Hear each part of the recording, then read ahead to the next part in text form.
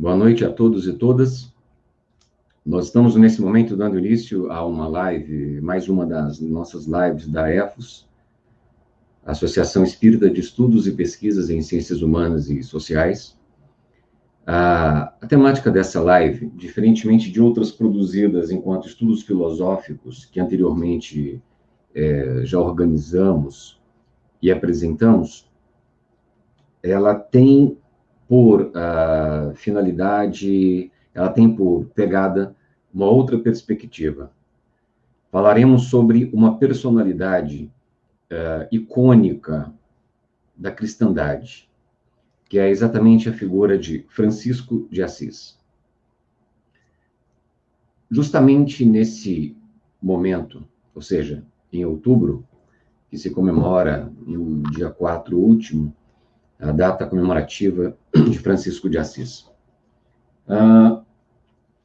As nossas atividades, as nossas lives anteriormente desenvolvidas, elas trouxeram uma abordagem filosófica, uma intencionalidade reflexiva, mas isso não divergirá dessa atividade que aqui agora desenvolveremos. Principalmente por quê? Porque nós temos por objetivo compor essa reflexão, desenvolver essa reflexão, trazendo à tona elementos que estão soterrados, não só pela história, mas pela escrita, vou dizer, de certa forma, até mesmo um pouco de eufemismo, com licença literária. Há muito elemento, há muito de mito em torno da personalidade de Francisco de Assis. Um indivíduo, uma pessoa, uma figura, um santo, enfim, né, como queiramos, que tem uma penetrabilidade bastante intensa dentro da cristandade e também em outros movimentos que não se denominam necessariamente cristãos. É reconhecido como o patrono da ecologia, né, da preservação ambiental.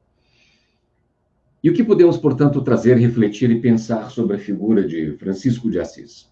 Pois bem, quem foi, qual o contexto e quais elementos filosóficos, históricos estiveram vinculados aí à vivência de Francisco?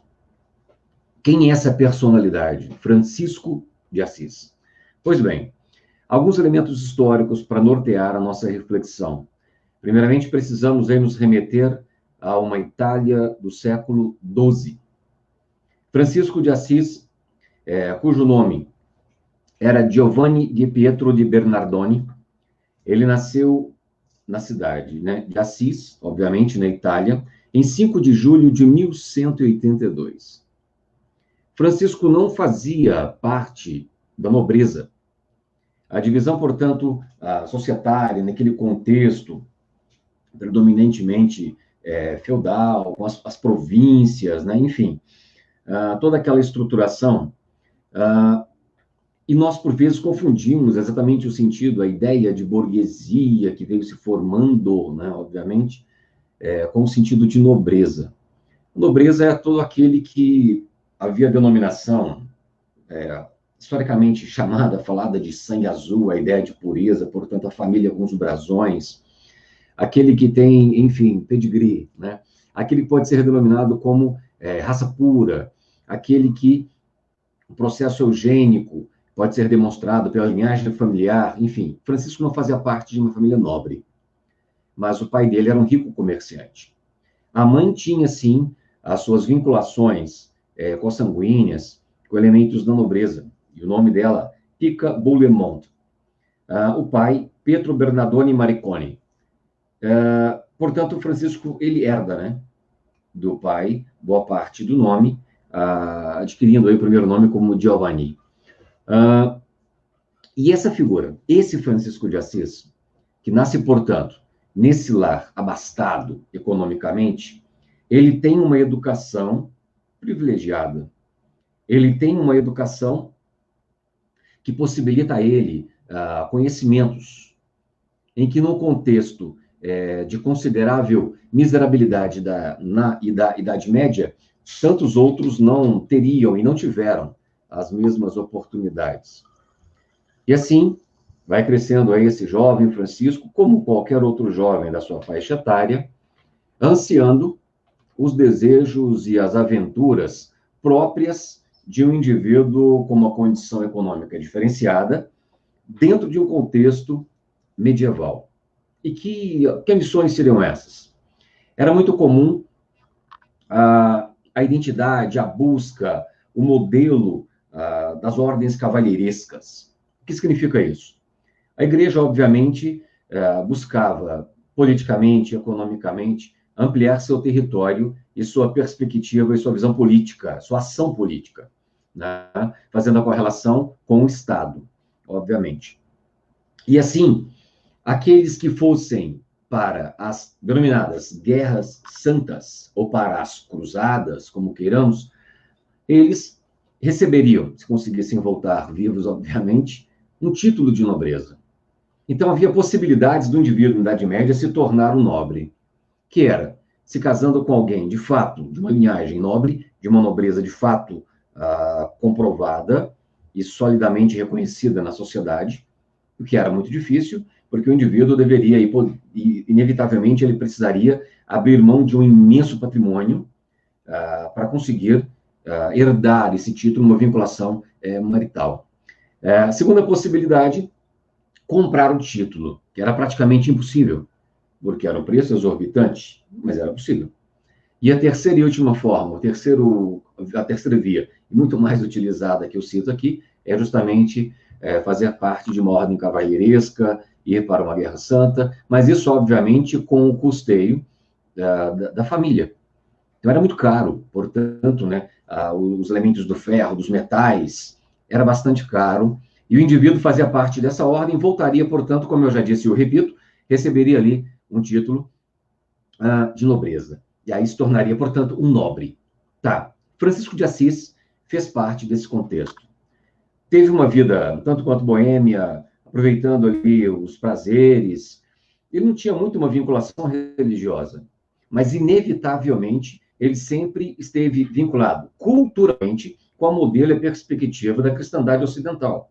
Porque, desde criança, obviamente, sua família participava dos cultos, porque isso era o que granjeava benefícios dentro de um contexto social, na própria vivência e na correlação dos indivíduos que faziam parte do mesmo ciclo, né?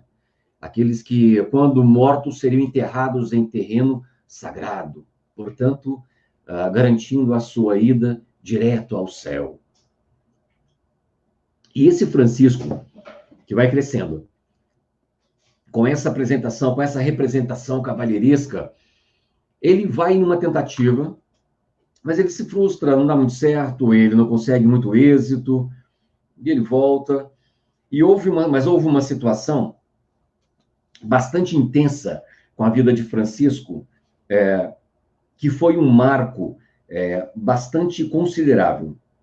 E nós podemos falar que foi a guerra de Assis contra Perúdia. As cidades eram cercadas, naquele momento, principalmente ali, século XII, XIII, cercadas com imensas paredes, com proteções, porque direitos territoriais, eles se davam e seriam garantidos pela força, obviamente. Então, as cidades gastavam aí recursos bastante consideráveis em torno da defesa, obviamente, da cidadela, dos seus soldados, e grandes muralhas, cercos, né? E ao redor dessas cidades formavam-se cinturões de pobreza.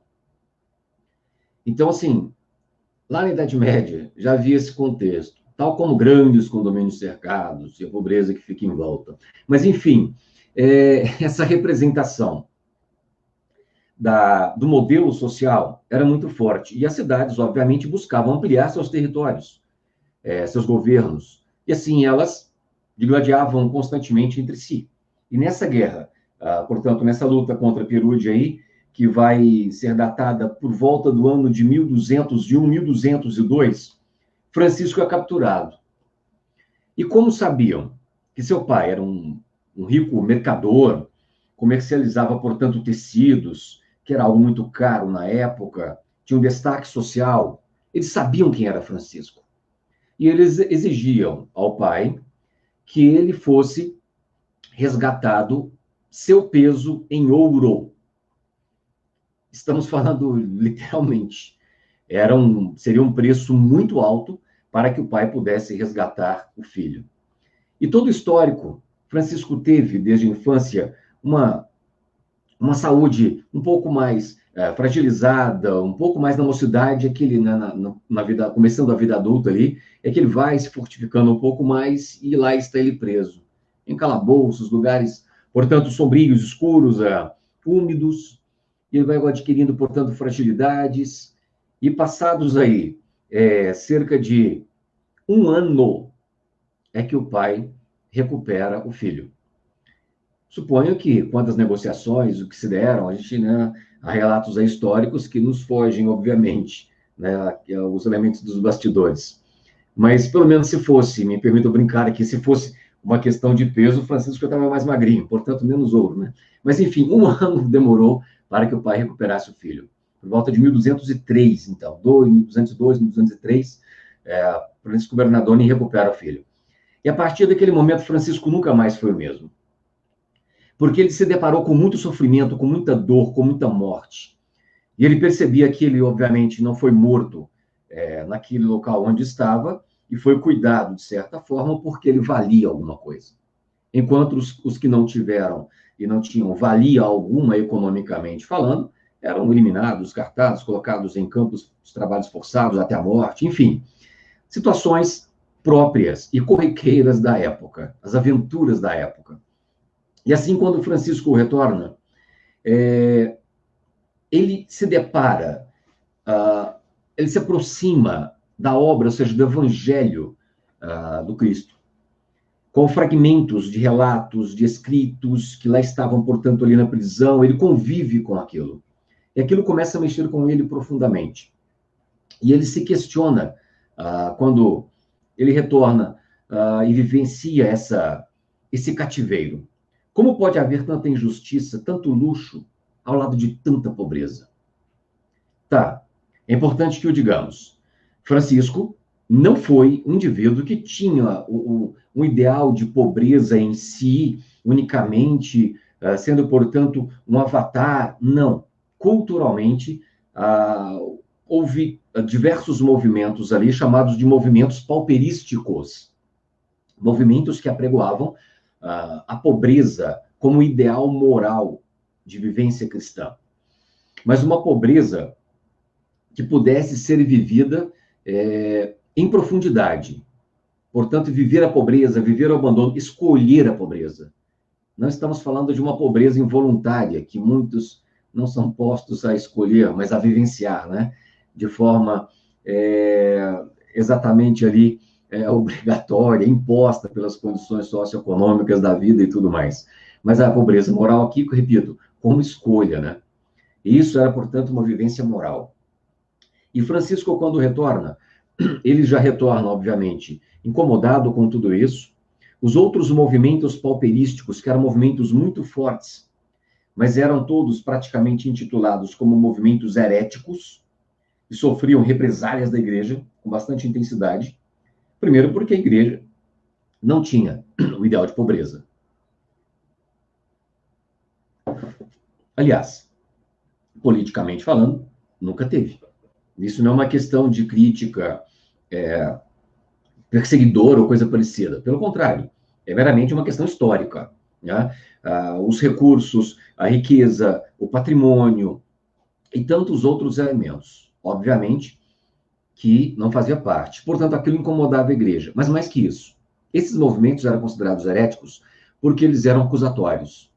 Eles ofendiam o modelo da cristandade oficial, ou seja, da igreja. E, por vezes, atacavam. E muitos desses movimentos, por mais que tivessem, portanto, aí, boas intenções, esses elementos aí, esses movimentos pauperísticos, eles, de certa maneira, pessoal, eles buscavam até mesmo matar, prender sacerdotes, promover atos de violência, como se fossem, portanto, atos revolucionários, para transformar. Então, muitos recebiam, né, o peso, né, do movimento herético, eram perseguidos, obviamente, o contexto da Inquisição, que nós bem o conhecemos historicamente, ele acontecia, e rolavam, portanto, os julgamentos, e lá está Francisco começando a ficar incomodado e se afeiçoando em profundidade com o ideal de pobreza. E nas suas andanças, Francisco de Assis se aproxima de uma igreja, uma capelinha abandonada, numa região próxima a Assis, quando ele tem um momento de contemplação. Lá havia um velho crucifixo numa parede corroída, telhado todo quebrado, enfim, ruínas, de fato, de uma antiga capela. O crucifixo bizantino, o crucifixo de San Damião, o crucifixo de São Damião. E Francisco, ao relato, e esse relato ele é apresentado, inclusive, nas Crônicas Franciscanas, que é essa obra editada, portanto, pelas Vozes, que é uma obra que tem os relatos históricos, documentais, da vida de Francisco de Assis. Boa parte deles relatados pelo seu fiel companheiro, Frei Leão. Então, conta-se os relatos oficiais e outras vertentes literárias que Francisco, em contemplação, ele escuta algo a dizer-lhe. E é muito comum isso, né? No elemento da cristandade, esse elemento da comunicação, do ouvir, da percepção, da afinidade que ocorre. E o crucifixo, segundo ele, né, algo diz a ele: Francisco, vá e reconstrói a minha casa. Como vês, ela está em ruínas. E Francisco fica profundamente incomodado com aquilo e ele começa a se envolver, somente ele, com a reconstrução da capelinha de São Damião. E ele vai mexendo com aquilo, mexendo na capelinha, aos poucos, começando a ter vários desencontros com o pai, que queria um filho na ordem cavalheiresca, queria um filho que se tornasse, portanto, um nobre, com uma finalidade de investimento, de elevar a condição patrimonial e, obviamente, de status, né, de toda a família. E esse Francisco vai desagradando o pai, de tal forma que ele começa a pegar os pertences da loja, do comércio, os tecidos, que, repito, era algo caríssimo, e Francisco começa a doar dinheiro, moedas, jogar, enfim. E o pai, já meio suspeito, agora ele tem certeza. Meu filho está louco.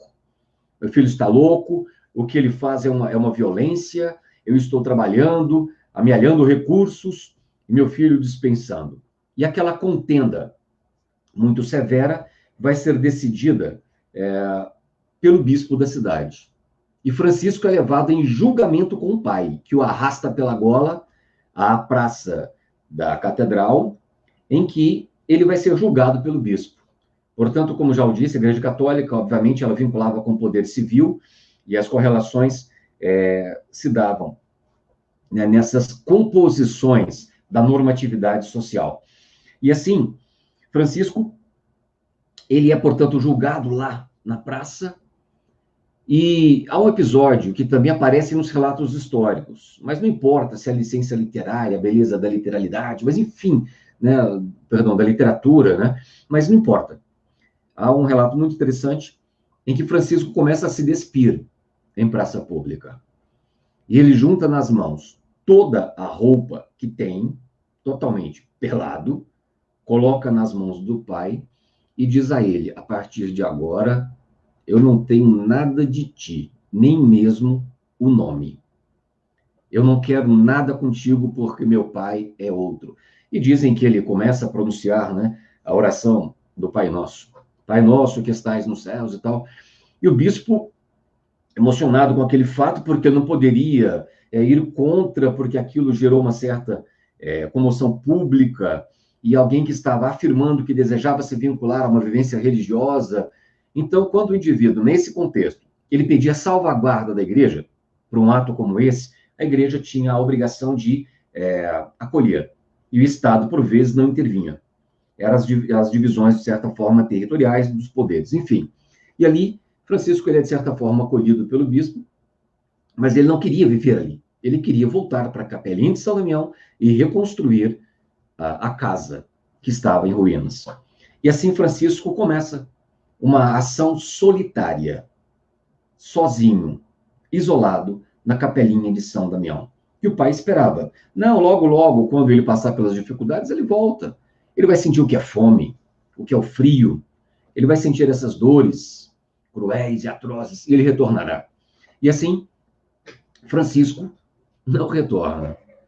Ele começa a se tornar um mendicante, passando, portanto, por grandes dificuldades e situações vexatórias na cidade, que simplesmente o apedrejavam, o escorraçavam, por ter cometido crime, né, de negar a própria paternidade, enfim, a família, e o tratavam de fato como um louco. E Francisco veste um traje muito simples, que é o que representa, por exemplo, na ordem franciscana, que é a roupa marrom, com um cordão na cintura, apenas isso, um capuz. E essa roupa era a roupa, portanto, de camponês. De uma roupa muito simplória, muito pobre. Ele se veste daqueles andrajos e vai reconstruindo a capela, mas a voz continua. Francisco, reconstrói a minha casa, como vês, ela está em ruínas. E assim, as pessoas começam em polvorosa, incomodados. Francisco tinha muitos amigos, obviamente, e um deles vai visitar Francisco com o intuito de resgatar o amigo, trazer ele de volta à sanidade.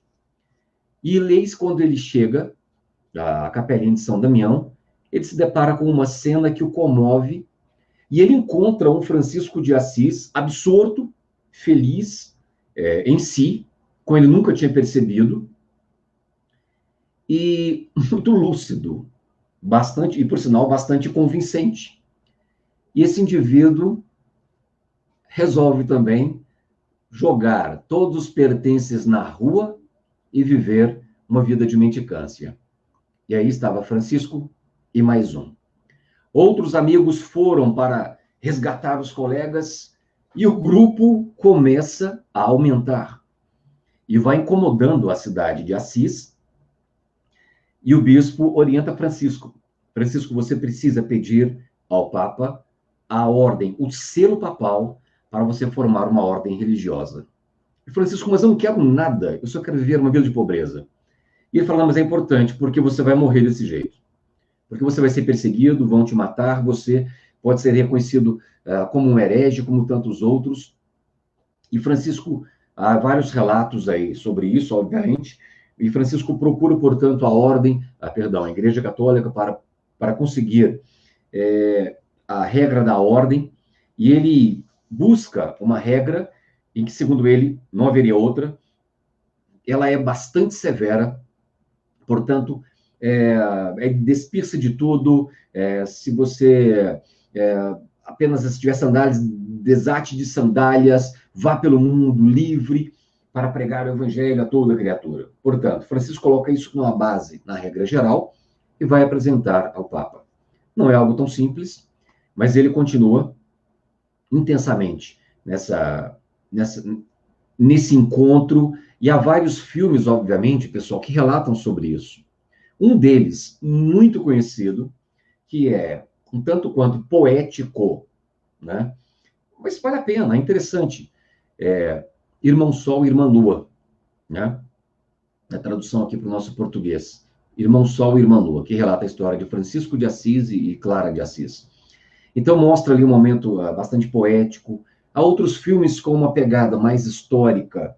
Um deles que, por sinal, gosto muito, que o nome dele é do italiano Francesco.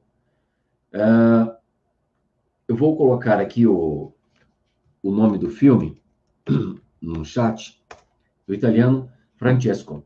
Ele não é um filme tão comum de se encontrar, mas eu tenho ele aqui digitalizado e a gente pode, sim, depois, no Facebook, disponibilizar um link para que você tenha acesso ao filme, caso você queira assistir, você depois dá um sinal aí, você vai gostar. É um filme muito intenso, muito forte. O ator principal que representa Francisco é Mickey Rourke, num contexto anterior às plásticas que ele passou aí, mas é um filme muito forte, e ele tem uma pegada mais histórica. Então, como eu dizia, Francisco, então ele consegue, de certa forma, no primeiro momento aí, claro, ele foi recusado, mas depois ele consegue, sim, formar, pelo reconhecimento papal, a Ordem de Fratim Minorum, a Ordem dos Frades Menores. ou então, outro nome que é apresentado, a Ordem dos Irmãos Menores de Assis, né? Frades de fraternidade, de irmão. Então, a Ordem dos Frades Menores. E assim, começa-se oficialmente a Ordem Franciscana, denominada como OFM, repito, Ordem dos Frades Menores. E Francisco busca essa vivência de minoridade, no sentido de não queria nada, apenas uma vida simples. E o interessante é que a vivência da simplicidade de Francisco, ela tem uma capacidade de incomodar, de gerar inquietações com profundidade tamanha. E Francisco começa a arrebanhar com a sua vivência centenas de pessoas de cidades vizinhas. Francisco começa a gerar influência em outras cidades, começa a gerar influências políticas, numa vivência simples, num episódio histórico, quando ele conversa com um sultão. Enfim, ele é reconhecido como uma figura importante, pela simplicidade, como alguém que não estava procurando posto ou coisa parecida. Mas um relato que quero trazer a vocês, que é interessante, e daqui a pouco a gente entra nos elementos míticos da figura, os elementos, né, da literatura, da licença literária, enfim, da poesia. Que a ordem franciscana ela vai crescendo, obviamente, e Francisco dizia, não, nós não teremos sequer casa. Nós vamos viver numa situação na natureza, vivendo em cavernas, como nas antigas catacumbas, enfim. Ele tinha um interesse bastante simples no movimento de pobreza, que ele chamaria de genuíno, verdadeiro. Que, segundo ele, era, né, o modelo da vivência do Cristo. E assim, alguns confrades começam a ficar incomodados. Ah, não, mas nós acreditamos, Francisco, que nós precisamos, sim, de ter capelas. Precisamos ter conventos, escolas, para formar as pessoas. É preciso que tenhamos esses espaços. É preciso que possamos garantir, né, à sociedade uma seguridade e os elementos vindouros para que a ordem perpetue. E Francisco é claro, não teremos. E Francisco diz a eles, eu acho que vocês precisam formar uma outra ordem, porque vocês precisam ficar felizes, vocês não estão felizes. Renasce a Ordem dos Frades Menores Conventuais. Esse é o nome que se tem. Diferentemente dos frades menores com hábito marrom, os frades menores conventuais têm um hábito cinza, acinzentado. Há uma grande província, inclusive, em São Paulo, no estado, na região de São Paulo, a Ordem dos Frades Menores Conventuais, e outras regiões também do Brasil. E aí, após a morte de Francisco, depois de passados aí vários outros momentos e acontecimentos, surge uma finalidade, um desejo de retomar a originalidade de Francisco. Porque a Ordem dos Frades Menores já cresceu bastante. E esse crescimento exponencial foi gerando bastante desgosto. O próprio Francisco, em vida, ele ficou bastante decepcionado com a trajetória, com o segmento, com o que foi acontecendo. Ele muito doente e bastante entristecido com tudo isso. E aí, passados aí alguns séculos à frente, aí 2 séculos à frente, praticamente, funda-se, na verdade, 1,5 séculos à frente, funda-se uma outra ordem, a Ordem dos Frades Menores Capuchinhos. Eles também têm um hábito marrom. O capuz, ele é mais alongado, maior, simbolicamente, a representação, obviamente. E a província dos Frades Menores Capuchinhos, no sul do país, em Minas Gerais, diversas outras regiões também, essas pelo menos as que eu conheço. Agora vejam, a finalidade de resgate da essência, da particularidade, isso é uma coisa que nos chama a atenção. Agora, enfim, em torno da vida de Francisco, há muitas lendas, muitas histórias, que é um tanto quanto difícil assegurá-las, né, para percebermos aí o que de fato é histórico nesse elemento. Há muito de literatura. Um dos episódios que é muito conhecido, que Francisco amansou, portanto, um lobo selvagem que perseguia alguns moradores de uma determinada região próxima de Assis. Esse relato, vindo do veio oficial, ele é apresentado simbolicamente, mas há uma informação bastante interessante que demonstra que Francisco ele conversou com um governante de uma determinada região. Um governante que, portanto, perseguia a população, que era voraz na cobrança dos impostos, e Francisco consegue conversar e atenuar essa situação. Portanto, o lobo tem também aí uma outra representação. E há um outro ponto bastante interessante, que é o recurso literário da época. Antigamente, a forma de se escrever sobre a vida dos santos, e isso é o nome de escrita literária, é chamado de hagiografia. É o escrito da vida dos santos. E esses escritos, eles têm por finalidade proporcionar um exagero, proporcionar uma intensidade no relato. Isso é bem próprio da Idade Média. E isso era a finalidade, portanto, de fazer com que a imagem, a ideia, a representação perpassasse, né, pela história, perdurasse, fosse transmitida à geração futura. Nós temos vários relatos. Na história de Francisco de Assis são inúmeros. Há um livro muito conhecido dentro do movimento espírita que tem por nome aí o Francisco de Assis, João Nunes Pedro, se não me engano, me foge agora o nome, até eu tenho aqui, inclusive. Tá fácil.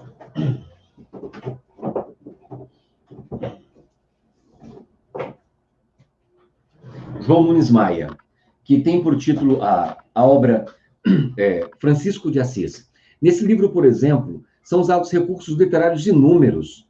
Um deles, que é muito popular, assim como acontece na história de Francisco de Assis, como acontece na história de Antônio de Pádua, que foi também um importante franciscano, e tantos outros, o fato de pregar o evangelho a todas as criaturas. Ok, pregar inclusive para os peixes, que os peixes colocaram a cabecinha para fora, e ali ouviam o evangelho, faziam sinais, enfim, isso é um recurso literário. E o irônico é que muitas pessoas querem levar esse elemento à literalidade. E isso, sinceramente, empobrece, porque não é essa a finalidade. Nós temos um recurso literário, portanto, que ele é mítico.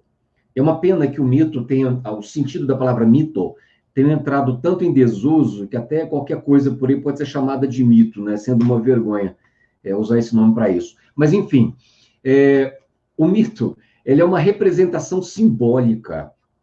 Alguns dizem, o mito é uma mentira, é uma ilusão. Não, isso é incorreto. O mito é um recurso literário. Ele mantém um vínculo com a realidade.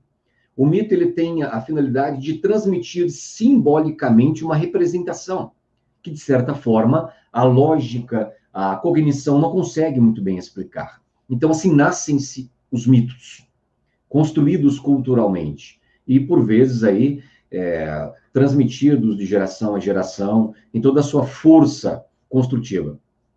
Por outro lado, nós temos uma narrativa que é mais racional, histórica, processual. Qual delas está numa vertente, numa corrente acertada? Depende da perspectiva. Se, dentro de uma cultura, por exemplo, para a infância, ao infante, se eu vou contar uma história, falar sobre a preservação ambiental, a figura folclórica do Curupira serve muito bem. Ela atende a essa necessidade. Porque a figura, portanto, aí, como eu disse, né, do Curupira, preservação ambiental, que persegue aquele que degrada a natureza, enfim, isso serve para uma criança. Isso atende a uma perspectiva. Diferentemente do adulto, que o mito já não tem a mesma significância. Portanto, a hagiografia era uma representação simbólica, mítica, muito forte, utilizada principalmente aí, claro, em outros momentos também, mas principalmente na Idade Média, com exagero proporcional, porque era um estilo literário para fazer e promover uma intensificação da figura, promovendo, assim, uma continuidade, uma perpetuidade, né? Para que a figura, portanto, se imortalizasse. E assim temos inúmeras representações míticas e simbólicas. O que é belo, na minha opinião, é perceber a força avassaladora de um Francisco de Assis num ideal de pureza e simplicidade, numa vivência intimista, e como aquilo conseguiu contagiar, obviamente, pelo contexto cultural da época, movimento da cristandade, e que hoje é reconhecido como um patrono da ecologia, independentemente se movimento religioso, cristão ou não, não vem ao caso. Uma curiosidade, a oração tão conhecida, na canção, inclusive, né? A oração de Francisco de Assis. Onde houver ódio, que eu leve, né, a paz, enfim, o amor, a esperança. Onde houver tristeza, que eu leve alegria. Essa canção belíssima de Francisco de Assis não é dele. E muitos pensam, mas como assim? Ninguém sabe, na verdade, quem é o compositor.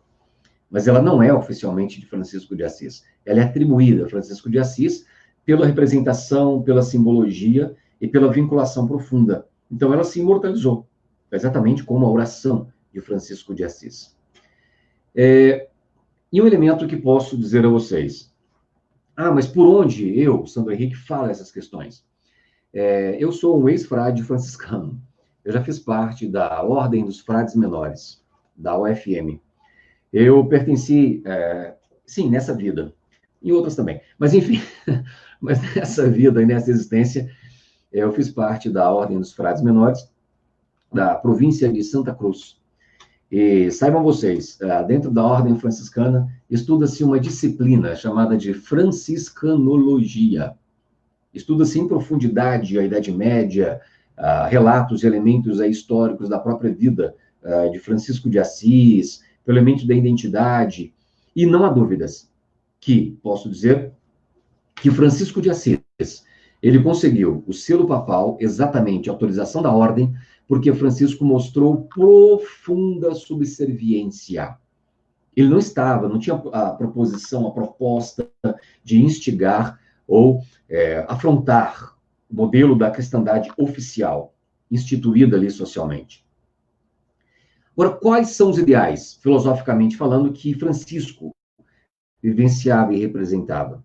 Francisco de Assis, ele segue, pelo próprio contexto, os ideais das fundamentações filosóficas de Agostinho de Hipona, denominado, reconhecido como Santo Agostinho, que era, portanto, um neoplatônico. Eram denominados esses pensadores filosóficos, filósofos neoplatônicos, que utilizaram, né, da base filosófica conceitual platônica para construir a base filosófica da cristandade. E a obra da codificação é muito clara, quando nós abrimos ali o próprio Evangelho, ou mesmo o Livro dos Espíritos, temos relatos indicativos ali da importância da figura de Sócrates, Platão, desse berço grego, né, de nossa cultura ocidental. E Francisco, ele é uma vivência representacional, obviamente, dessa cultura, dessa época. Isso é muito forte. E, portanto, esse traço de evitar a ideia do pecado, a ruptura, né? Uma vida um tanto quanto de buscar a pobreza. O ideal, portanto, está no espírito, na alma e não no corpo. Isso era muito forte na Idade Média. E o interessante que Francisco de Assis forma uma ordem, como já eu disse e repito, uma ordem dos pobres, dos irmãos menores de Assis. No entanto, hoje, nos momentos atuais, as ordens religiosas franciscanas, elas têm mudado o nome de um dos votos dos confrades. Então, quem, portanto, faz uns votos dentro de uma ordem religiosa, como no caso também da ordem franciscana, ele fará 3 votos. O voto de obediência, que é esse elemento de vinculação, onde não posso falar por vontade própria, mas estou vinculado em uma representação, né, oficial, portanto, obediência. O voto chamado de castidade, a busca da pureza, enfim, mas isso significa que não pode também manter vínculos conjugais, nem possibilitar, né, estabelecer herdeiros de um patrimônio, porque nada é meu. E, portanto, o último voto, que é muito conhecido também, chamado de voto de pobreza. E aqui que está o ponto, que eu acho interessante. A ordem franciscana, ela revisionou, ela fez uma revisão desse conceito. Ela não chamava mais voto de pobreza, mas o nome voto de pobreza foi substituído para o sem nada de próprio. Não era mais chamado voto de pobreza, mas voto de sem nada de próprio. O que significa isso? Como você poderia, no século XXI, aí, num contexto como esse, se denominar pobre, se você mora dentro de uma constituição física melhor do que muitas casas, se você tem o alimento, se você tem a garantia de estudo, de uma qualidade, de uma formação cultural, se você tem transporte a seu dispor numa determinada necessidade, se você tem condições para se formar historicamente, materialmente, dentro da sociedade, você não pode se chamar de pobre. Esse conceito, portanto, ele foi revisionado, né, revisado. E é chamado, portanto, de sem nada de próprio. De fato, a única coisa que você entra na ordem levando e você sai de lá levando consigo é suas roupas. Nada ali é próprio, a estrutura, nada. E você não pode, sendo um religioso, você não pode, civilmente, ter nada vinculado ao seu nome.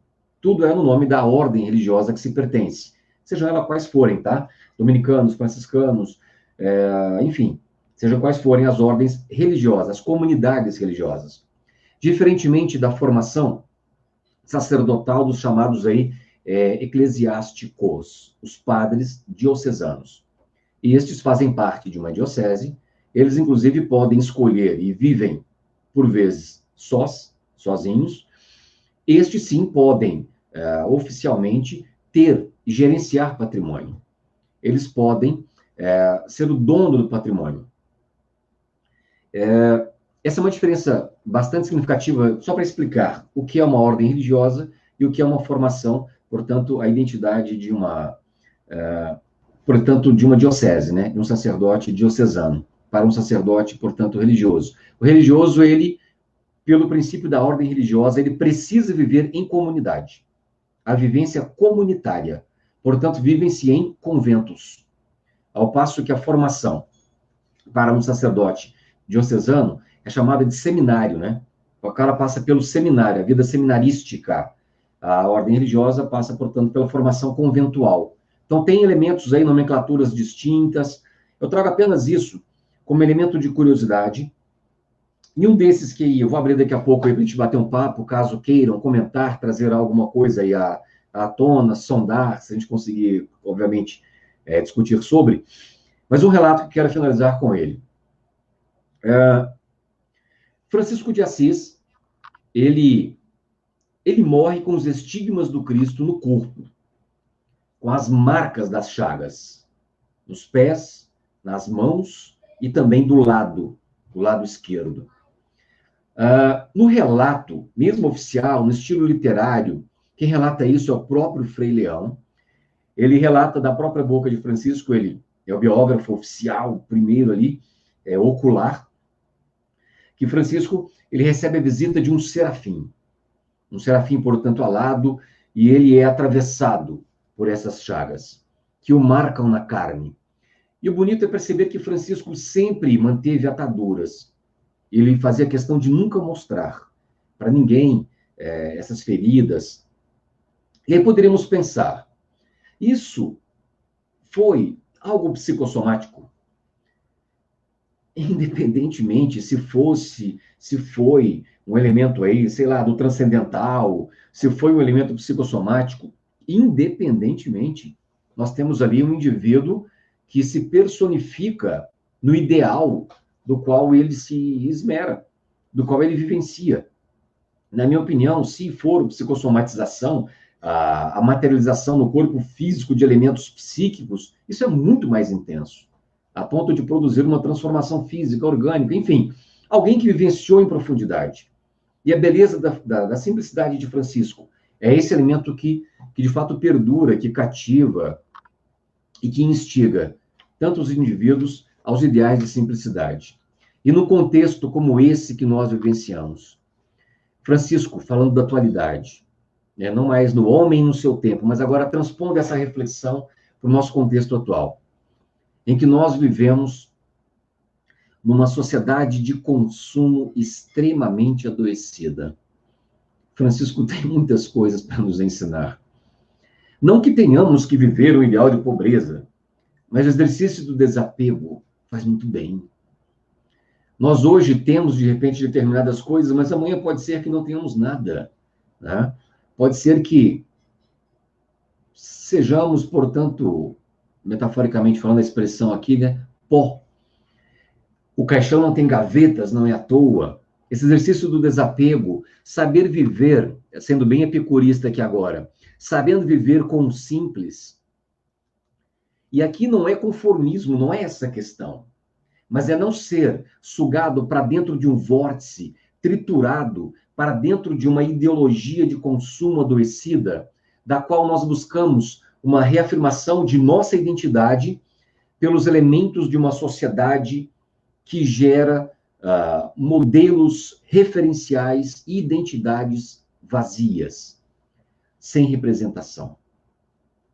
E como esse elemento, esse momento da pandemia, nos fez parar para observar a vida por uma outra tônica, observar a vida numa outra perspectiva. Eu percebi relatos de muitos pais que disseram ter muito tempo, que não tiravam, portanto, férias, que não tinham oportunidade de gozar de um momento com a família, com os filhos. Há muitos relatos de dor, obviamente, mas há muitos elementos que nos fizeram, inevitavelmente, parar, forçosamente, para pensar, refletir sobre a existência.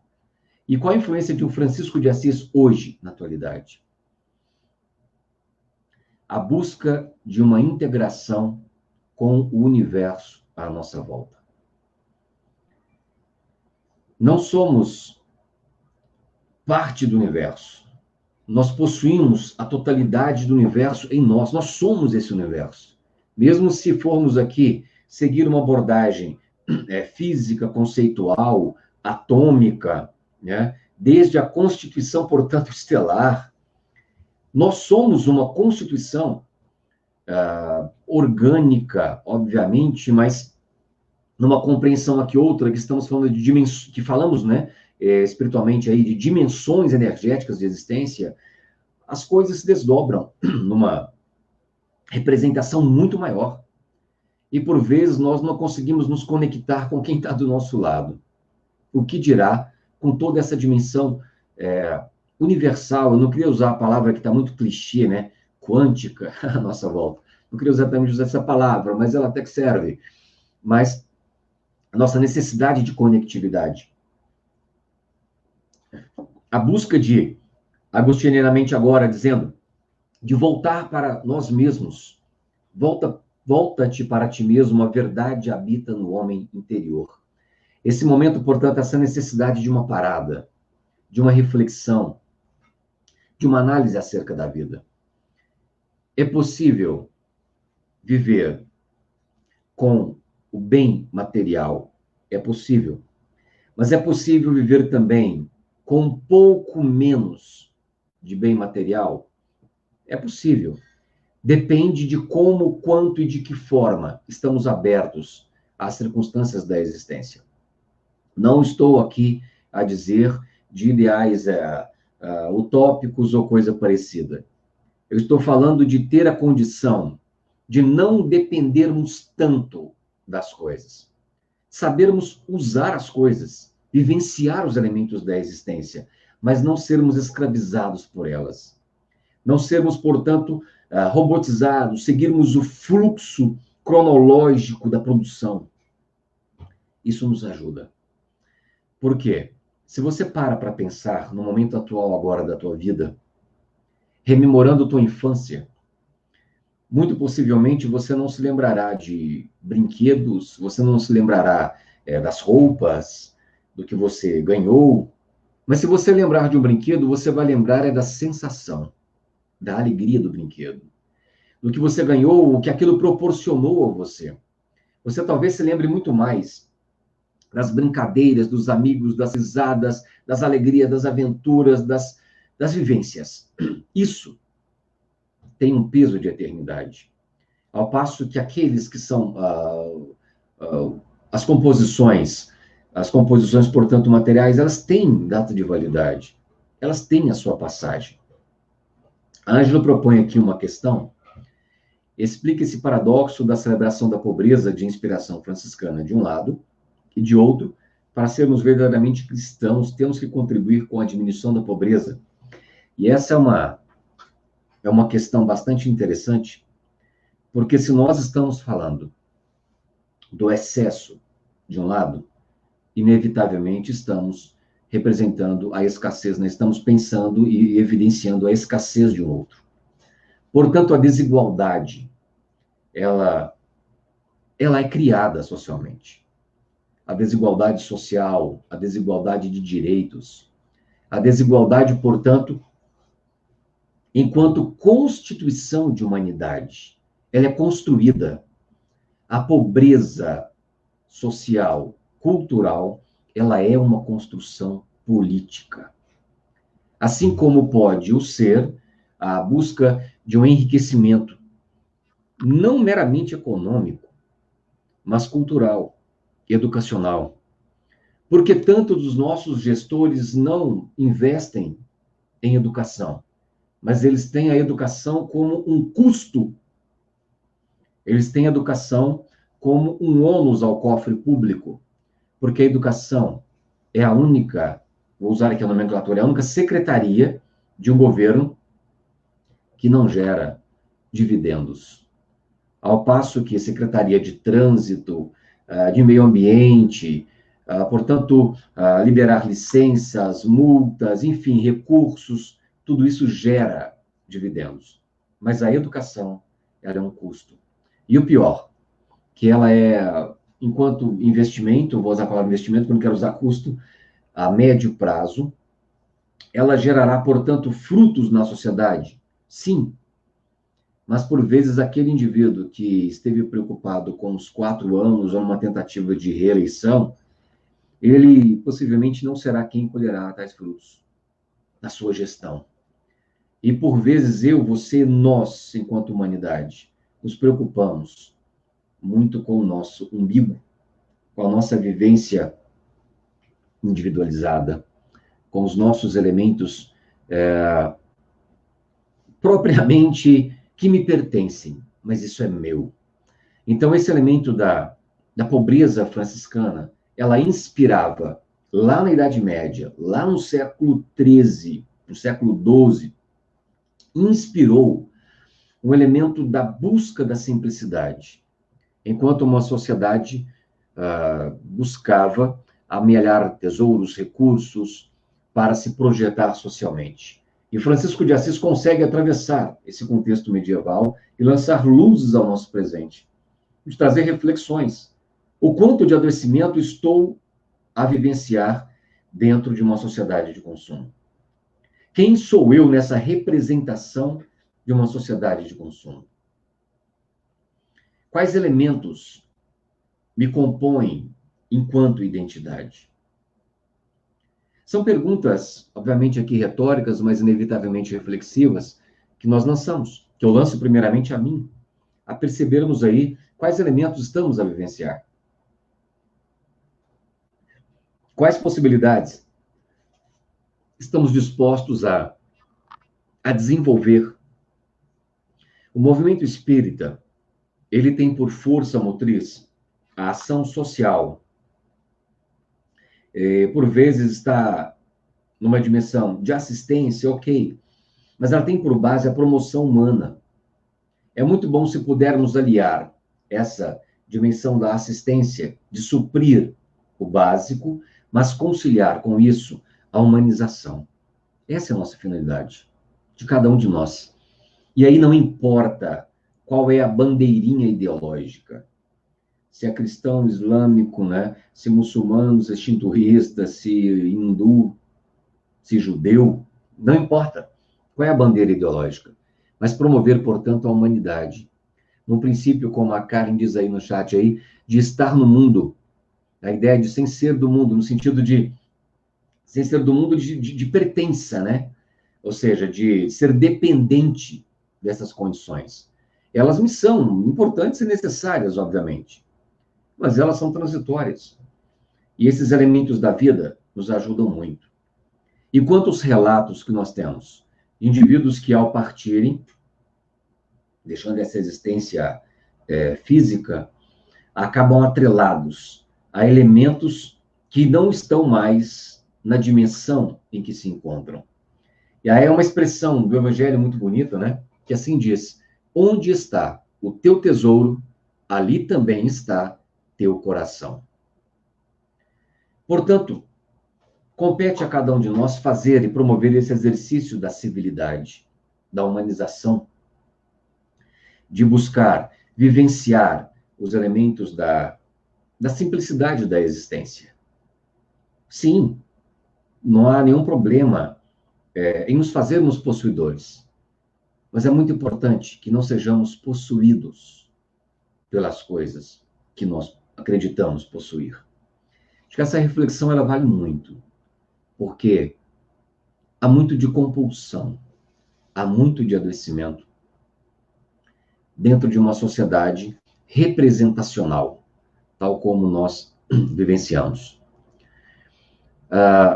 Em que a própria indústria publicitária encontrou saídas mirabolantes para a vendagem de produtos e a construção identitária vinculada a elementos de afeto. Eu brinco com isso e não tem como deixar de vir à minha mente a campanha anterior, não essa, mas a campanha anterior, da famosa bebida gaseificada, preta, que todo mundo conhece, dos ursinhos do Natal. Não quero aqui usar o nome para não fazer propaganda de graça, mas já veio à mente de todo mundo. Aquela campanha que dizia Open the Happiness, abra a felicidade. Gente, é como se você abrir a bebida, o refrigerante, você abriria ali também a felicidade. As vinculações, portanto, afetivas, sendo perpassadas pela mercadoria.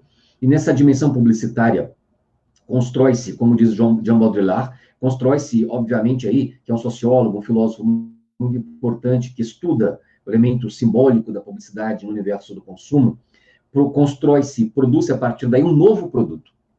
Porque você vai ao produto hoje, não mais buscando o produto em si, mas o que aquele produto pode lhe proporcionar. Isso é um elemento transferencial.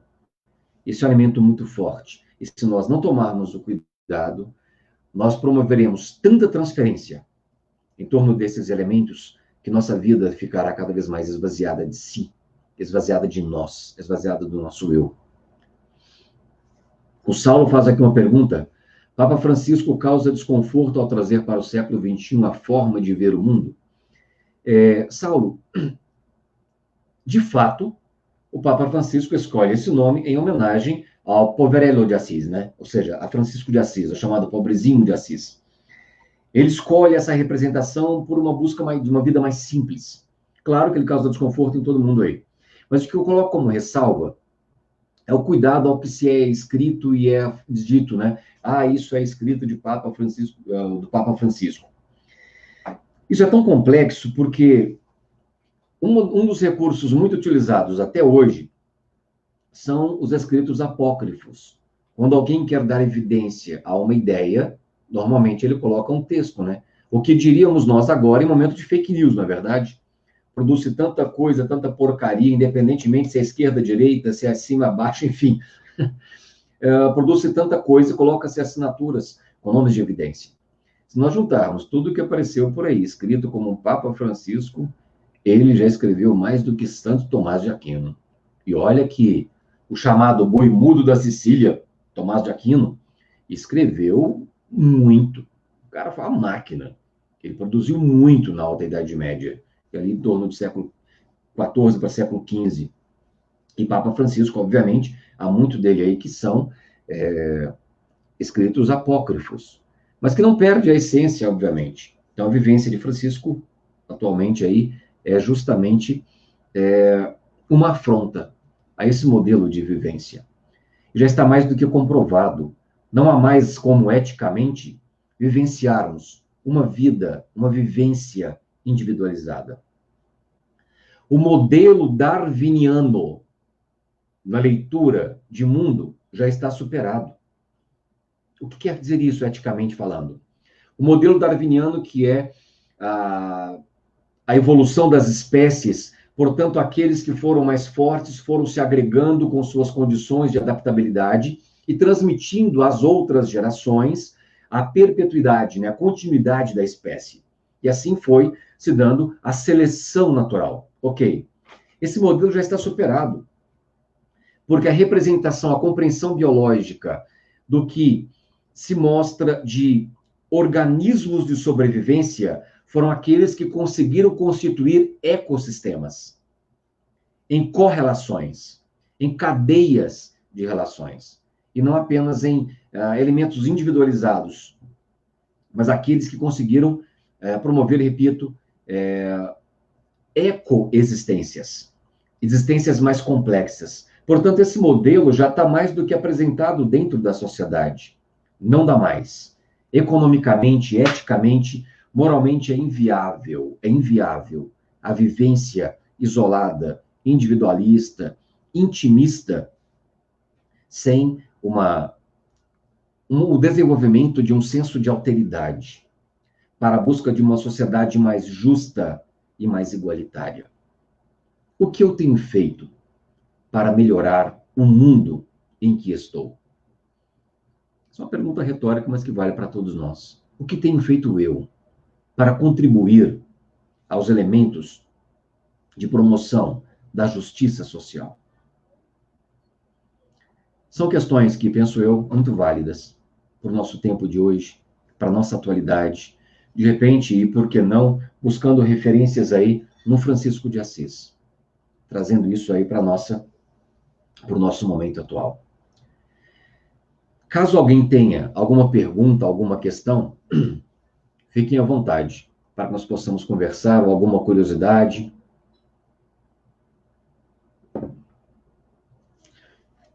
Sobre Francisco de Assis.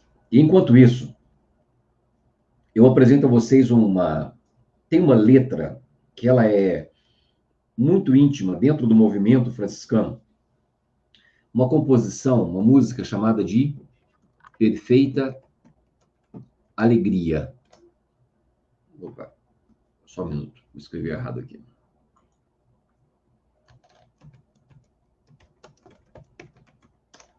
Perfeita Alegria. Essa composição, ela tem uma letra bastante bonita que mostra essa simplicidade de um Francisco de Assis, uma representação de abrir mão do seu próprio eu, da sua dimensão egóica, para viver uma simplicidade. E, com certeza, esse é um desafio muito grande. Enfrentar a nós mesmos, o nosso próprio orgulho, a nossa própria vaidade, desapegar de nós, do nosso próprio eu. Desapegar no sentido de conceder, permitir, possibilitar que o outro também se dê, e não exigir que o meu eu sempre prevaleça. Enfim, são questões que, penso, podem ser muito importantes para nós nesse momento.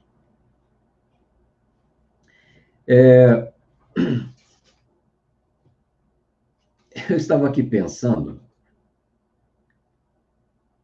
e, bom, peço licença a vocês, então. Eu vou tocar essa música aqui, ó. Perfeita Alegria.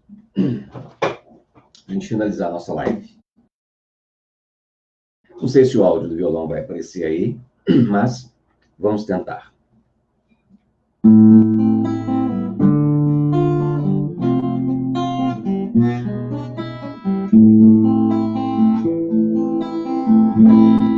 Cai a tarde de inverno, impiedoso e Francisco e Leão sobre a neve caminham.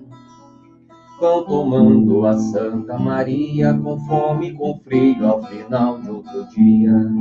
Frei Leão vai à frente ligeiro, Frei Francisco chama e lhe diz: Frei Leão, toma nota se queres saber o que é a perfeita alegria. Se nós tivermos a graça de Deus de pregar o Evangelho e a cruz, e por obras e exemplo pudermos levar a Jesus, e convertermos os homens à fé, e até mesmo os de mau coração, Frei Leão, isso ainda não é a perfeita alegria. Imagine, Leão, que Deus nos tenha dado a graça de a todos curar, de fazer ver a cegos, a coxos andar, surdos ouvir e mudos falar, e que até os demônios fugissem ao comando de nosso olhar, e que os mortos nós ressuscitarmos, isto ainda não é a perfeita alegria. E se falássemos todas as línguas, com o dom de bem comunicar, transformando os reinos da terra em reinos de paz, e se soubéssemos toda a ciência e os segredos da terra e do mar, Frei Leão, isso ainda não é a perfeita alegria. Mas então, Pai Francisco, o que é a perfeita alegria? Se ao chegarmos ao nosso convento e batermos depressa esperando entrar, e o porteiro do lado de dentro, ao invés de abrir-nos assim a falar: quem sois vós que a nós importunam, nesta hora nos incomodais? Somos nós, teus irmãos, Frei Leão e Francisco, que chegam e querem entrar. E Frei Leão, se o porteiro disser que é mentira e que não abrirá, que encontremos um outro lugar em um canto qualquer. E se nós, diante da porta fechada, sobre a noite e a neve que cai, conservarmos a paz, isto é a perfeita alegria. Mas se nós insistirmos em pranto, que abra, que tenha piedade de nós, pois com fome tão necessitados na noite não temos consolo e lugar. E se então o porteiro sair, empunhando o bastão a gritar, e bater em você e em mim, muito mais nos deixando no chão a chorar. E Frei Leão, se for Deus quem tal faz, que nos deixa na noite na cruz, sem entendermos que este abandono imita Jesus. E se nós, diante da porta fechada, sob a noite e a neve, conservarmos a paz, isto é a perfeita alegria.